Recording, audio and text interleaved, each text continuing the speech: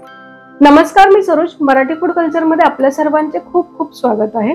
आज आपण पाहणार आहोत स्वाद आणि परंपरेचं सुंदर मिश्रण, ते म्हणजे दिवाळी स्पेशल एक अप्रतिम मराठमोळी थाळी.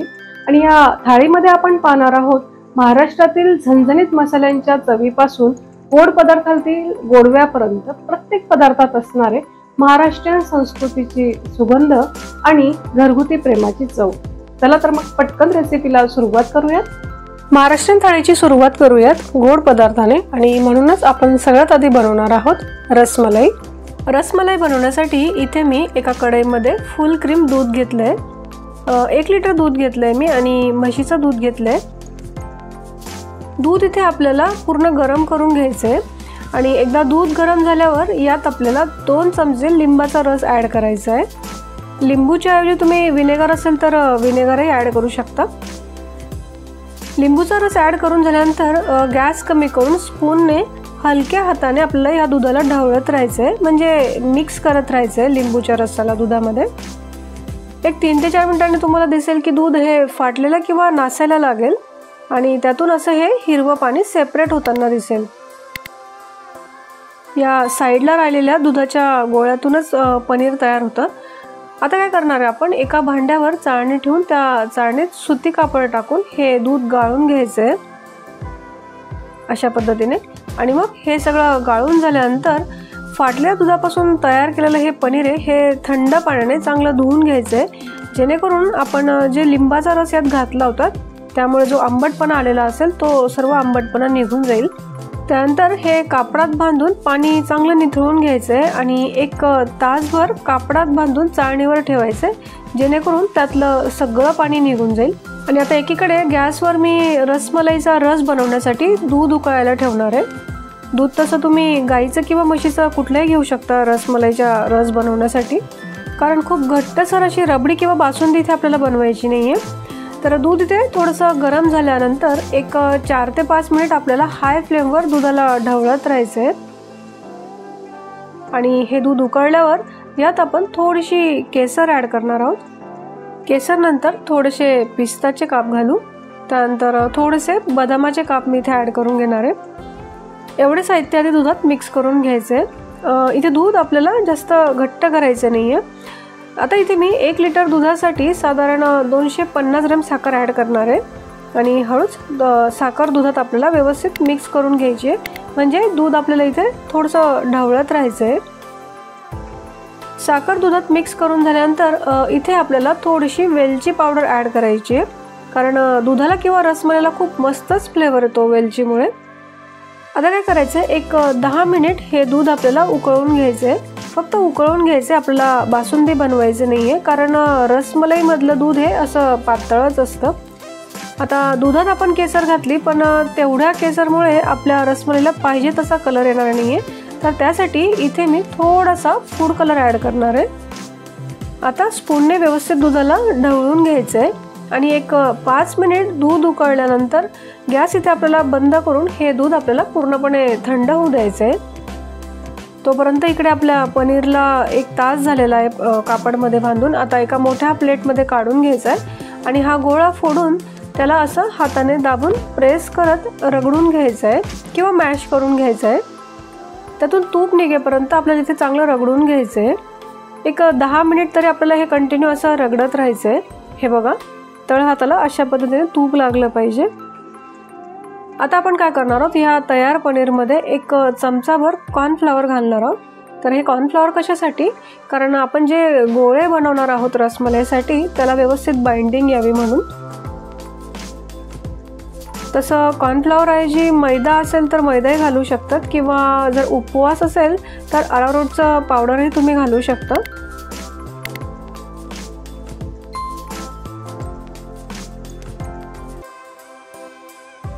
हे बघा, हे सगळं मिश्रण आपण छान मळून एकजीव करून घेतलेलं आहे. आता काय करणार आहोत, आपण पनीरचे छोटे छोटे एकसारखे गोळे बनवून घ्यायचे आहेत आधी, आणि मग एक एक गोळा घेऊन पेढ्यासारखा आकार द्यायचा आहे पनीरच्या गोळ्यांना. हे बघा अशा पद्धतीने. तर इथे सगळे रसमलाईसाठी पनीरचे गोळे आपले बनवून तयार आहेत, आणि एकीकडे हा आपला रसमलाईचा रस सुद्धा बनवून तयार आहे, तो आपण एका भांड्यात काढून घेणार आहोत. मस्तच कलर आलेला आहे आपल्या रसमलाईच्या रसाला। आता नेक्स्ट प्रोसेस, गॅसवर मी एक पॅन ठेवून त्यात 4 ते 5 कप पाणी टाकून घेतलेलं आहे आणि या पाण्यामध्ये आपल्याला 1 वाटी म्हणजे साधारण 200 ते 250 ग्रॅम साखर घालायची आहे आणि एका चमच्याने हलवत साखर आपल्याला विरघळून घ्यायची आहे। साखरेचा पाक आपल्याला करायचा नाही आहे, फक्त पाणी आणि साखर इथे आपल्याला एक 5 मिनिट व्यवस्थित उकळून घ्यायचं आहे। साखर पूर्ण विरघळल्यानंतर पाणी ते थोडंसं चिकट लागलं की मग गॅस कमी करून त्यात आपल्याला हे एक एक गोळे सोडायचे आहेत पाण्यात। हे सगळे गोळे पाण्यात सोडल्यानंतर एक 10 मिनिट मीडियम फ्लेमवर हे गोळे आपल्याला शिजू द्यायचे आहेत। तोपर्यंत तुम्ही अजून आपलं हे चॅनल सबस्क्राईब केलेलं नसेल तर नक्की सबस्क्राईब करा, म्हणजे अशाच नवनवीन रेसिपी तुम्हाला सगळ्यात आधी बघायला मिळतील। आता एक 10 मिनिटांनंतर गॅस बंद करून आपल्याला हे एक एक गोळे काढून थंड पाण्यात हे गोळे आपल्याला ॲड करायचे आहेत। आता ह्या प्रोसेससाठी पाणी जितकं जास्त थंड असेल तितकं घ्यायचं आहे, म्हणजे बर्फाचं पाणी असेल तरी चालेल। आता काय करायचं आहे, सगळे पनीरचे गोळे पाण्यात टाकून झाल्यानंतर एक 2 मिनिट आपल्याला यांना असंच राहू द्यायचं आहे आणि एक 2 मिनिटांनंतर काय करायचं, एक रसमलाईचा गोळा हातात घेऊन अशा पद्धतीने दाबून घ्यायचं, म्हणजे त्यातलं जे पाणी असेल ते निघून जाईल। खूप मस्त स्पॉन्जी झालेला आहे आपला हा रसमलाईचा गोळा। आता हा एक एक गोळा आपण ह्या दुधामध्ये म्हणजे रसमलाईच्या रसमध्ये आपण ॲड करणार आहोत। सेम अशाच पद्धतीने पाण्यातला एक एक रसमलाईचा गोळा काढून त्यातलं पाणी काढून आपण हे दुधामध्ये ॲड करणार आहोत। आता ही रसमलाई या दुधामध्ये सोक करण्यासाठी कमीत कमी 2 तास आपल्याला हे असंच राहू द्यायचं आहे। फक्त एक गोष्ट लक्षात घ्यायची, आपल्याला फ्रीजमध्ये न ठेवता रूम टेम्परेचरवरच आपल्याला हे राहू द्यायचं आहे आणि 2 ते 3 तासानंतर हा रस पूर्णपणे ॲब्झॉर्ब झाला रसमलाईमध्ये तरच ही रसमलाई आपल्याला फ्रीजमध्ये ठेवायची आहे। हे बघा मी तुम्हाला दाखवते, ही रसमलाई मी 3 तास रूम टेम्परेचरवर ठेवली होती आणि त्यानंतर साधारण 1 तास मी हे फ्रीजमध्ये ठेवली होती। अगदी कापसासारखी मऊसर झालेली आपली रसमलाई। हे बघा तुम्हाला दाखवते किती छान रस यात ॲब्झॉर्ब झालेला आहे आणि पुन्हा हे गोळे दुधात टाकल्यानंतर तितकाच रस या रसमलाईने ॲब्झॉर्ब केलेला असेल, म्हणजेच आपली रसमलाई इथे परफेक्ट झालेली असं म्हणता येईल। ही रसमलाई बनवायला थोडासा वेळ लागतो म्हणून मी ही कालच बनवून ठेवली होती। आता आपण बनवणार आहोत मस्त चटकदार मसाला भेंडी। मसाला भेंडी बनवण्यासाठी लागणाऱ्या साहित्याचे मी स्क्रीनशॉट दिलेले आहेत। सोबतच इथे मी घेतला एक मीडियम साईजचा कांदा फाईन चॉप करून घेतलाय। इथे मी 2 टोमॅटो घेतले, टोमॅटो ओबडधोबड कापून घेतलेत मिक्सरमधून प्युरी करण्यासाठी आणि घेतली आहे फ्रेश कोथिंबीर। इथे मी साधारण 250 ग्रॅम फ्रेश हिरवीगार भेंडी घेतली आहे। ही भेंडी स्वच्छ धुवून कापडाने पुसून पूर्णपणे कोरडी करून घेतली आहे। मसाला भेंडीसाठी शक्यतो भेंडी कोवळीच पाहिजे। आता भेंडी कापण्यासाठी घेते। सगळ्यात आधी आपण सुरीने भेंडीचा थोडासा वरचा आणि खालचा पार्ट कट करून घेऊ आणि भेंडी मधोमध अशा पद्धतीने कापून घ्यायची आहे। तुम्ही बघू शकता अशी मधोमध भेंडी पूर्ण कापली गेली म्हणजे भेंडी तर पटकन शिजतेच पण मसालाही भेंडीत छान मुरतो। भेंडी जर मोठी असेल तर एका भेंडीचे 2 पार्ट करून घ्यायचे। एक एक भेंडी कापडाने पुसून कोरडी करून घेतली म्हणजे ती चिकट होत नाही। तर हे बघा अशा पद्धतीने आपण सर्व भेंडी कापून घेतली आहे। भेंडी तर कापून झाल्या आहेत। आता पुढची प्रोसेस काय तर या कापून घेतलेल्या भेंडीवर आपण अर्धा लिंबू पिळून घेऊ। भाजीला छान फ्लेवर येतो लेमन ज्यूसमुळे। त्यानंतर 1 टीस्पून हळद भेंडीवर पसरून टाकून घेऊ। मग घेऊ 1 टीस्पून लाल तिखट आणि मग यात जाणार 1 टीस्पून मीठ। हे असं मिक्स केल्याने काय होतं तर भेंडी चिकट होते आणि भाजीला मस्त टेस्ट येते। मी अशा प्रकारे हाताने मिक्स करून घेते हे सगळं, जेणेकरून सर्व भेंडीवर मसाला व्यवस्थित कोट होईल। मसाला भेंडीला कोट करून झाला की 15 ते 20 मिनिट भेंडी झाकून ठेवायची आहे। त्यानंतर आपण ग्रेव्हीसाठी मसाल्यांची पेस्ट बनवून घेऊ। मसाल्याच्या पेस्टसाठी घेऊ 1 टेबलस्पून बेसन, मग 1 टीस्पून धना-जिरा पावडर, त्यानंतर 1 टीस्पून लाल तिखट आणि मग जाणार 1 टीस्पून हळद। आता पाणी टाकून मिक्स करून घ्यायचं या सगळ्यांना। बेसनमुळे ग्रेव्ही मस्त थिक होते आणि ग्रेव्ही थिक करण्याची ही एक ट्रिक आहे। ढाबा किंवा हॉटेल्समध्ये भेंडी मसाला बनवताना हीच ट्रिक वापरतात। बेसनाचे गोळे होणार नाही म्हणून कंटिन्यू असं फेटून घ्यायचं आहे। हे बघा पेस्टची कन्सिस्टन्सी अशी लागेल आपल्याला। ही झाली मसाल्याची पेस्ट। आता एका मिक्सर जारमध्ये घेऊ टोमॅटो, 5 ते 6 लसणाच्या पाकळ्या आणि मग जाणार अद्रकचे तुकडे आणि 1 हिरवी मिरची। चला तर याची पण पेस्ट करून घेऊ। अरे काय झालं, नाही झाली पेस्ट? 1 मिनिट आत्ता झाली। तुम्ही बघू शकता आता मस्त स्मूथ झाली पेस्ट लसूण टोमॅटो आणि मिरचीची. छान स्मूथ टेक्स्चर येणार आहे ह्या प्युरीमुळे आपल्या भाजीला. इकडे आता 15 मिनिट झाले. भेंडी छान मसाल्यांमध्ये मुरलेली दिसते. आता गॅस मिडियम फ्लेमवर करून पॅनमध्ये भेंडी फ्राय करण्यासाठी 2 टेबलस्पून तेल टाकून घेऊ. तेल गरम झाल्यावर टाकू मसाला आणि लेमन ज्यूस लावलेली भेंडी. शॅलो फ्राय करायची आहे भेंडी आपल्याला. साधारण 6 ते 7 मिनिट लागतील ही फ्राय करायला. आणि भेंडी आपल्याला तोपर्यंत फ्राय करायची जोपर्यंत भेंडीचा कलर थोडा डार्क ग्रीन होत नाही, म्हणजे it should be around 80% cooked. हे बघा आता आपली भेंडी फ्राय करून झालेली दिसते. एका प्लेटमध्ये काढून घ्यायची. नुसती अशीच खायलाही खूप छान लागते ही अशी फ्राईड भेंडी. आता काय करायचं आपल्याला ह्याच तेलात थोडं तेल ॲड करून भेंडी मसाला बनवून घ्यायचा आहे. तर तेल गरम झाल्यावर जिरे टाकू. जिरे एकदा तडतडलं की त्यात जाणार एक मसाला वेलची, मग दालचिनीचा तुकडा, 2 लवंग घेतले आणि एक तमालपत्र. या खडे मसाल्यांना हलकासा फ्राय करून घेतल्यानंतर यात जाणारे बारीक चिरलेला कांदा. कांदा आपल्याला मीडियम फ्लेमवर गोल्डन ब्राऊन होईपर्यंत परतवून घ्यायचा आहे. कंटिन्यू 2 ते 3 मिनिट असंच परतवत राहायचं आहे. कांद्याची तुम्ही प्युरी करूनही टाकू शकतात, पण शक्यतो प्युरीपेक्षा कांदा कापूनच टाकायचा, म्हणजे perfect dhaba style thick texture येतं आपल्या ग्रेव्हीला. 2 ते 3 मिनिटांनंतर यात जाणारे टोमॅटो लसूण आणि मिरचीची पेस्ट. बेसिकली ग्रेव्हीला स्मूथ टेक्स्चर येण्यासाठी टोमॅटोची प्युरी घातली जाते. 2 मीडियम साईजचे टोमॅटो घेतले होते मी. मीडियम फ्लेमवर साधारण 2 ते 3 मिनिट परत आपल्याला असंच परतवत राहायचं आहे. आणि मग यात आपण बेसन आणि मसाल्यांची जी पेस्ट केली होती ती टाकून घेऊ. मिक्स करून घेऊ व्यवस्थित. पहिल्या पेस्टमध्ये पूर्णपणे मिक्स होईल असं आपल्याला परतवून घ्यायचं आहे. थोड्या वेळाने बघा कडेला तेल सुटताना दिसेल. एकदा तेल रिलीज झालं की तेव्हा आपण घालणार आहोत थोडेसे मसाले. त्यात लाल तिखट घेतलं आहे मी 1 टेबलस्पून. आपण भेंडीलाही तिखट लावलं होतं आणि मसाल्याच्या पेस्टमध्येही घातलं आहे तिखट, सो तसा अंदाजाने तिखटचं प्रमाण कमी जास्त करू शकता. त्यानंतर धना जिरा पावडर टाकणार आहोत 1/2 टेबलस्पून. मग घरगुती गरम मसाला टाकायचा आहे 1/2 टेबलस्पून.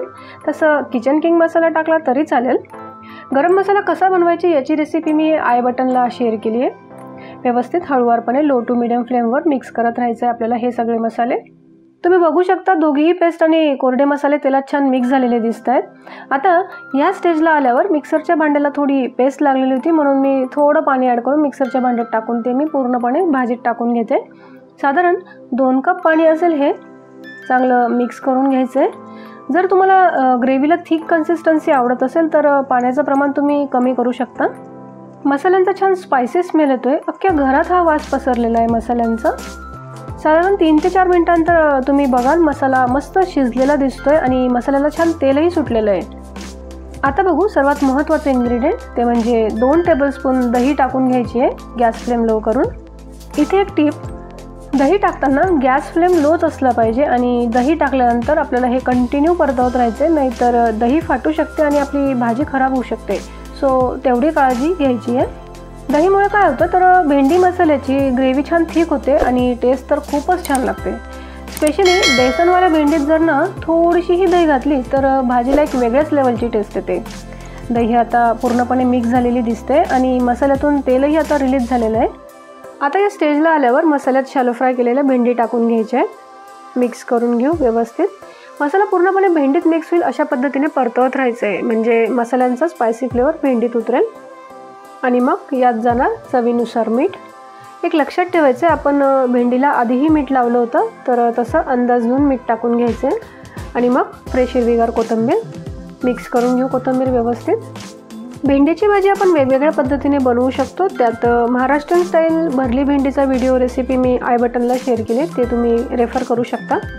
आता काय करायचं, साधारण 3 ते 4 मिनिट लो फ्लेमवर पॅनवर झाकण ठेवून भेंडी शिजू द्यायची, म्हणजे भेंडी पण शिजेल आणि ग्रेव्हीचा चटपटीत आणि स्पायसी फ्लेवर भेंडीत उतरेल. चला तर मग 3 मिनिट झालेत. पॅन उघडून बघू. वा, काय तेल सुटलं आहे भाजीला आणि काय टेक्स्चर आलेलं आहे आपल्या भेंडी मसाला ग्रेव्हीला. मस्त ॲरोमॅटिक स्पायसेस वापरून बनवलेली ढाबा स्टाईल भेंडी मसाला आपली रेडी आहे. दिसायलाही अप्रतिम आणि खायला तर लाजवाब.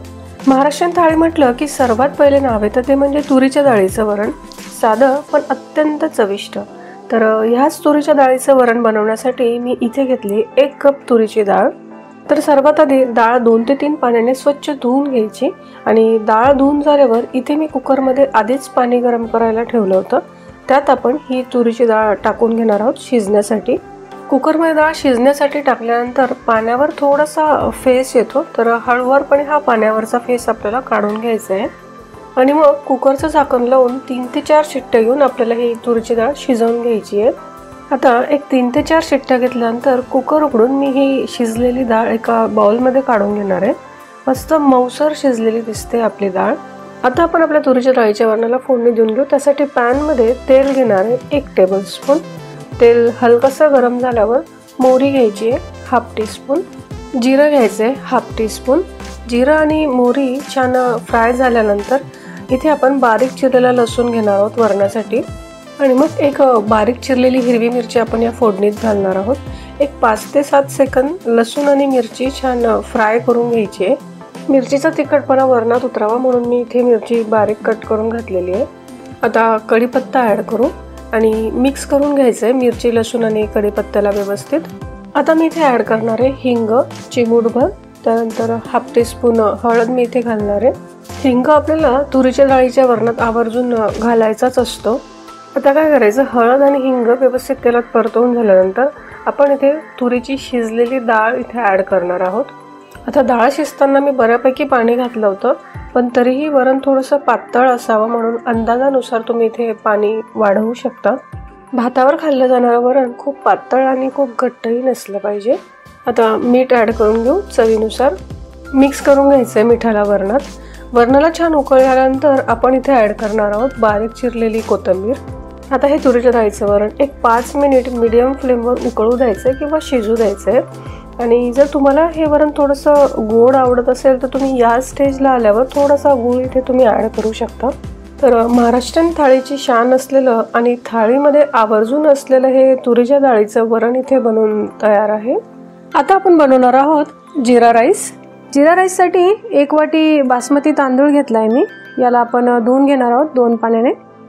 2 पाण्याने स्वच्छ धुवून घेतलं म्हणजे त्यातला स्टार्च बऱ्यापैकी निघून जातो आणि मग तांदूळ बुडतील एवढं पाणी टाकून हे तांदूळ आपल्याला 20 ते 25 मिनिट तरी भिजवून ठेवायचे आहेत। तांदूळ भिजून 20 मिनिट झालेत। एका पॅनमध्ये 2 ग्लास पाणी गरम करायला ठेवलं होतं, त्यात आपण काही खडे मसाले ॲड करणार आहोत।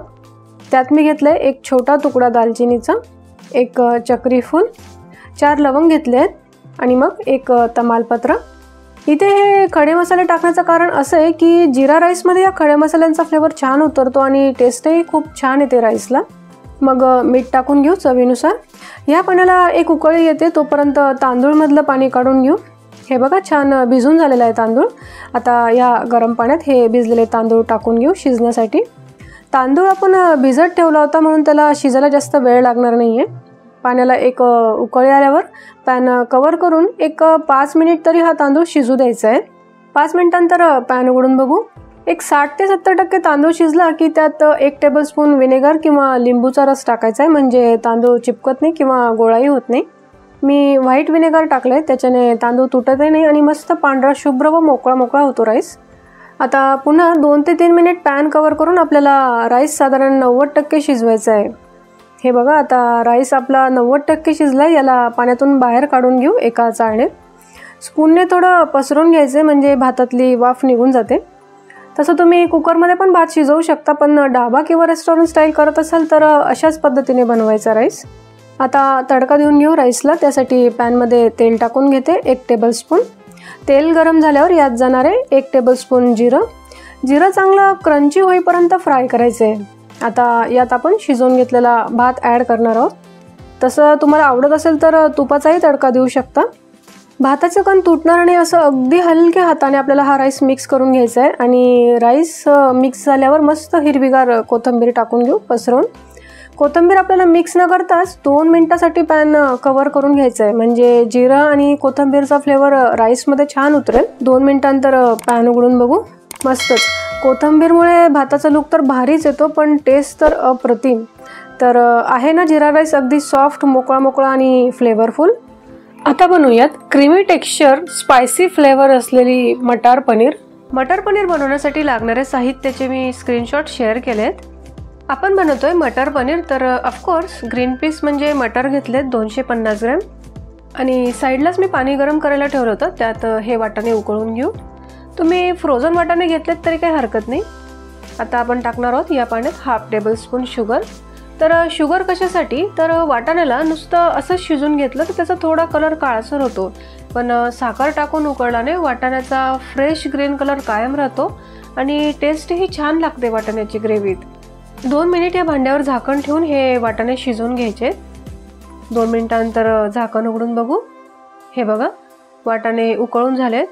आता हे उकळलेले वाटाणे काढून आपल्याला टाकायचे थंड पाण्यात आणि भाजीत जेव्हा हे वाटाणे ॲड करू तेव्हाच आपल्याला यांना पाण्यातून काढून ग्रेव्हीत टाकायचे आहेत। म्हणजे काय होतं, वाटाणे दिसायला फ्रेश आणि त्याचा कलर पण चेंज होत नाही। मटर पनीर रेसिपीसाठी इथे मी 250 ग्रॅम पनीर घेतलंय। पनीरला आपण कापून घेणार आहोत। तुम्हाला पाहिजे त्या लहान मोठ्या शेपमध्ये तुम्ही पनीर कापू शकता, पण रेस्टॉरंट स्टाईल पनीर डिश म्हटलं तर पनीरचे असे मोठेच क्यूब असले पाहिजेत। आता नेक्स्ट काय, तर एका पॅनमध्ये पनीर फ्राय करण्यासाठी तेल टाकून घेऊ आणि एक एक करून सगळे पनीरचे क्यूब किंवा पीसेस तेलात शालो फ्राय करून घ्यायला टाकून घ्यायचे। साधारण 2 ते 3 मिनिट मीडियम फ्लेमवर फ्राय करत राहायचं आहे पनीर। असं फ्राय करून घेतल्याने पनीरचा रॉ स्मेल निघून जातो आणि भाजीत खायलाही खूप छान लागतात असे फ्राय केलेले पनीर। तसंच नुसतं असंच टाकलं ना पनीर तर ते थोडं कच्चं लागतं, म्हणून शक्यतो पनीर ना फ्राय करूनच टाकायचं आहे। चला तर मग पनीर छान फ्राय करून झालेले आहेत। पनीरला हलकासा गोल्डन कलर आलेला दिसतोय। आता बाहेर काढून घेऊ। आता वळूयात ग्रेव्हीकडे। सगळ्यात आधी मटर पनीरचे वाटण बनवण्यासाठी लागणारे एक मोठा कांदा रफली चॉप केलेला, त्यानंतर 2 टमाटे प्युरीसाठी जाडसर कापून घेतलेले आणि फ्रेश हिरवीगार कोथिंबीर। याच पॅनमध्ये मटर पनीरसाठी मसाला बनवून घेतोय। तर त्यासाठी घेतले दालचिनीचे तुकडे, मग 3 लवंग, त्यानंतर मी यात कांदा टाकणार आहे। कांद्याला आपल्याला खूप जास्त भाजायचं नाहीये, कारण कांद्याचा कलर आपल्याला डार्क होऊ द्यायचा नाहीये। अगदी हलकासा सोनेरी कलर येईल तोपर्यंत आपल्याला भाजून घ्यायचं आहे। हे बघा, जेव्हा कांद्याचा रंग हलकासा गोल्डन झाला की मग टोमॅटो टाकून घेते जाडसर कापून घेतलेले, सोबतच लसूण अद्रकचे तुकडे। आता हे 2 ते 3 मिनिट सगळे साहित्य आपल्याला परतवत राहायचं आहे। 7 ते 8 लसूणच्या पाकळ्या घेतल्यात मी आणि 1 इंच अद्रक आहे। आता आपण यात हाफ टीस्पून मीठ टाकून घेणार आहोत, जेणेकरून कांदा आणि टोमॅटो लवकर फ्राय होतील। टोमॅटो पण आपल्याला थोडासा मऊसर होऊ द्यायचा आहे। हे असं भाजताना मीठ टाकल्याने कांदे आणि टोमॅटो खूप लवकर सॉफ्ट होतात। ही ट्रिक तुम्ही नेहमी ट्राय करू शकतात आणि असं हे तेलात भाजून घेतल्याने टेस्टमध्येही खूप फरक जाणवतो।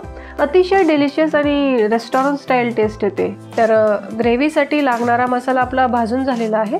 थंड झाल्यावर आपण याचं मिक्सरमधून वाटण करून घेऊ। हे बघा, मस्त पेस्ट बनवून तयार आहे। बिलकुल अशीच पेस्ट आपल्याला लागणार आहे आपल्या मटर पनीरसाठी। चला तर मग आता मटर पनीर बनवण्याची प्रोसेस सुरू करूयात। त्यासाठी पॅनमध्ये मी तेल टाकून घेते। ग्रेव्हीच्या क्वांटिटीनुसार तुम्ही तेलाचं प्रमाण कमी जास्त करू शकता। मग जिरे छान फ्राय झाले की यात जाणार आहे 2 तमालपत्र आणि मग आपण जे मिक्सरमधून वाटण करून घेतलं होतं ते या तेलात फ्राय करून घ्यायचे। वाटण किंवा पेस्ट तेलात टाकल्यावर ते ओढू नये म्हणून गॅस फ्लेम मीडियमच ठेवायची। 2 ते 3 मिनिट हे वाटण असंच परतवत राहायचं आहे। खूप सारे खडे मसाले न वापरता खूप सिंपल पद्धतीने आपण बनवणार आहोत ही मटर पनीरची ग्रेव्ही। हे बघा, वाटण तेलात छान फ्राय झालंय। आता यात टाकू थोडे थोडे कोरडे मसाले। त्यात लाल तिखट 1.5 टेबलस्पून, त्यानंतर धने जिरे पावडर 1 टेबलस्पून, हळद मी घेतली आहे हाफ टेबलस्पून। मग यात ॲड करणार आहे घरगुती गरम मसाला साधारण 1 टेबलस्पून। वर्षभरातील साठवणीचा गरम मसाला कसा बनवायचा त्याची लिंक मी आय बटनला शेअर केलेली आहे। व्यवस्थित हळूवारपणे लो टू मीडियम फ्लेमवर हे आपल्याला परतवून घ्यायचे आहे। सगळे मसाले आता छान मिक्स झालेले दिसत आहेत। तर आता काय करायचं आहे, मसाला शिजण्यासाठी 1 कप गरम पाणी टाकून हे पुन्हा मिक्स करून घ्यायचे। मसाला जेवढा चांगला शिजला तेवढीच ग्रेव्हीची टेस्ट अजून छान येते। मसाल्याला ब्राउनिश कलर आलेला आहे। आता मसाल्यातून तेलही रिलीज होत आहे, म्हणजे आपला मसाला छान शिजलेला दिसतोय। या स्टेजला आल्यावर आपण टाकणार आहोत उकळलेले वाटाणे। वाटाणे उकळून घेतल्यापासून ते थंड पाण्यातच होते, म्हणून बघा वाटाणे किती फ्रेश दिसत आहेत। वाटाणेही मसाल्यात मिक्स करून झाल्यावर यात जाणार आहे पनीर। पुन्हा एकदा पनीर आणि वाटाणे या मसाल्यामध्ये मिक्स करून घेऊ।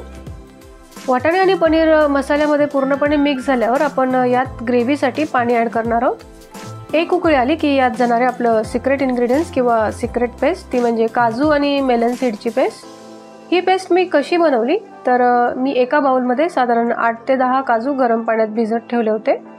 ते ह्या मिक्सरच्या भांड्यात टाकून झालं की त्यासोबत जाणारे हे मेलन सीड्स म्हणजेच टरबूजच्या बिया. अर्धा कप पाणी टाकून मी ही प्युरी बनवून घेतली होती. व्यवस्थित मिसळून घेऊ. मेलन सीडमध्ये भरपूर न्यूट्रियन्स असतात आणि ह्या सीडला हायली न्यूट्रिशियस समजलं जातं. रेस्टॉरंटमध्ये मेलन सीडचा वापर ग्रेव्हीला थिक आणि ॲडिशनल फ्लेवर ॲड करण्यासाठी केला जातो. इतर रेसिपीजमध्ये जर तुम्ही काजूची पेस्ट टाकत असाल तर सेम बॅलन्स मेंटेन करण्यासाठी मेलन सीडची पेस्ट एक उत्तम पर्याय होऊ शकतो. मस्त सिल्की आणि स्मूथ टेक्स्चर येतं या पेस्टमुळे ग्रेव्हीला. आता चवीनुसार मीठ टाकून घेऊ. त्यानंतर 1/2 टेबलस्पून कसुरी मेथी ग्रेव्हीत पसरवून टाकू. कसुरी मेथी ही छान मिक्स झालेली आहे. मटर पनीरची ग्रेव्ही थोडी थिकच असते, पण भाजीची क्वांटिटी जास्त असल्यामुळे मी भाजीत थोडंसं अजून पाणी ॲड करते. मिक्सरच्या भांड्यात थोडी काजूची पेस्ट लागली होती म्हणून थोडं पाणी मिक्सरच्या भांड्यात टाकून ते मी पूर्णपणे भाजीत टाकून घेतलंय. साधारण 3 ते 4 मिनिट लो फ्लेमवर पॅनवर झाकण ठेवून भाजी शिजू द्यायची आहे, म्हणजे मटर आणि पनीर पण शिजेल आणि ग्रेव्हीचा क्रीमी स्पायसी फ्लेवर पनीर आणि वाटाण्यात उतरेल. 3 ते 4 मिनिटांनंतर पॅन उघडून बघू. वाव, काय सुंदर दिसते ग्रेव्ही. मस्त थिकनेस आलेला दिसतोय ग्रेव्हीला काजू आणि मेलन सीड्समुळे. आणि शेवटी बारीक चिरलेली कोथिंबीर टाकून घेऊ. तुम्ही बघू शकता ग्रेव्हीची कन्सिस्टन्सी अशी असली पाहिजे. मस्त सॉफ्ट आणि स्मूथ टेक्स्चर आलेलं आहे आपल्या मटर पनीर ग्रेव्हीला. काजू आणि मेलन सीड्स ॲड केल्याने परफेक्ट रेस्टॉरंट स्टाईल झालेली आहे आपली मटर पनीर. आता बनवूयात मस्त कुरकुरीत अशी बटाटा भजी. तर सगळ्यात आधी मस्त कुरकुरीत बटाटा भजीसाठी बटाट्याचे साल काढून आपण अशा प्रकारे बटाट्याचे स्लायसेस किंवा चकत्या करून घेणार आहोत. खूप बारीक किंवा खूप जाड पण करायचे नाहीत बटाट्याच्या चकत्या. आणि आता हे कट केलेले बटाटे लालसर किंवा काळसर पडू नये, तसंच बटाट्याचा थोडासा स्टार्च निघावा म्हणून थोडा वेळ साध्या पाण्यात या बटाट्याच्या चकत्या आपल्याला भिजत ठेवायच्या आहेत. आणि आता भजी कुठलीही करा, महत्त्वाचं असतं ते म्हणजे बॅटर. तर बॅटरसाठी बारीक बेसन आपल्याला लागणार आहे. बेसन तसं अंदाजाने घ्यायचं आहे आपल्याला. त्यानंतर बॅटरसाठी यात जाणार आहेत ओवा अशा पद्धतीने हाताने चुरून घ्यायचे आहेत, म्हणजे छान फ्लेवर उतरतो भजीत. त्यानंतर मीठ घ्यायचे चवीपुरतं, हळद घेऊ चिमूटभर आणि मग थोडं थोडं पाणी टाकत आपल्याला हे पीठ भिजवून घ्यायचं आहे भजीसाठी. भजीसाठीचं पीठ आहे ना, हे घट्ट नसलं पाहिजे, कारण जर पीठ जर घट्ट असेल ना तर भजी आपली कुरकुरीत होत नाही आणि चवही चांगली लागत नाही. तर हे बघा, आपल्याला बटाट्याच्या भजीसाठी अशी कन्सिस्टन्सी लागणार आहे. आणि आता आपण सोडा भजी तळण्याच्या 2 मिनिट आधी ॲड करणार आहोत. तर हे बघा, इथे भजीसाठी बॅटर आपलं रेडी आहे. आता इकडे भजी तळण्यासाठी तेल गरम करायला ठेवून घेतलं आहे आपण. आणि तेल गरम होतं तोपर्यंत आपण भजीच्या बॅटरमध्ये किंचितचा सोडा ॲड करणार आहोत. आणि मग त्या सोड्यावर असं घोटभर पाणी टाकून मग त्याला मिक्स करून घ्यायचं आहे. आणि तेही मिक्स करताना आपल्याला असं एकाच डिरेक्शनमध्ये मिक्स करायचं आहे, जेणेकरून बॅटर आपलं छान फ्लफी होईल. ही एक टीप इथे आहे आपल्या भजी छान कुरकुरीत होण्यासाठी. आणि अजून एक टीप म्हणजे बॅटरमध्ये एक मोठा चमचावर गरम तेल घालायचं. यानं काय होतं, भज्या किंवा पकोडे आपले मस्त खुसखुशीत होतात आणि भजी छान क्रिस्पी होतात. आता मी काय करणार आहे, हे बटाट्याचे काप जे आपण पाण्यात टाकले होते ते भजी तळण्याच्या अगदी 2 मिनिट आधी पाण्यातून काढून ठेवायचे. आता इकडे बटाट्याच्या भजीसाठी तेल आपलं गरम झालेलं आहे. तर आता मग काय, तर सगळ्यात आधी बॅटरमध्ये जाणार आहेत बटाट्याचे काप. तर बटाट्याचे काप असे अगदी अलगद पिठामध्ये बुडून मग एक एक भजी आपल्याला तेलात सोडायची आहे. आता भजी सोडताना हे थोडंसं हाताला लागलेलं बॅटर असतं, ते बॅटरसुद्धा तळून झाल्यानंतर आपल्याला हे बाहेर काढून घ्यायचं आहे. आणि भजी इथे आपल्याला मिडियम फ्लेमवरच तळून घ्यायचे आहेत, खूप लालसर होऊ द्यायचे नाही आहेत. म्हणून गॅस फ्लेम मिडियम ठेवूनच आपल्याला ह्या भज्या तळायच्या आहेत. तर हे बघा, छान सोनेरी कलर आलेला आहे आपल्या बटाटा भजीला आणि मस्त टम्म फुगलेलं दिसतंय आपली बटाटा भजी. आता बाहेर काढून घेऊ. आणि अशाच प्रकारे पुढची बॅचसुद्धा आपल्याला तळून घ्यायची आहे आपल्या बटाट्याच्या भजीची. तर ना तांदळाचं पीठ ना रवा, तरीही कुरकुरीत आणि टम्म फुगलेली रोडवरच्या गाडीवर मिळते तशीच आपली बटाट्याची भजी झालेली आहे. तर आता आपले महाराष्ट्रीयन थाळीतले सगळेच पदार्थ बनवून तयार आहेत. आता सर्व करून घेऊ.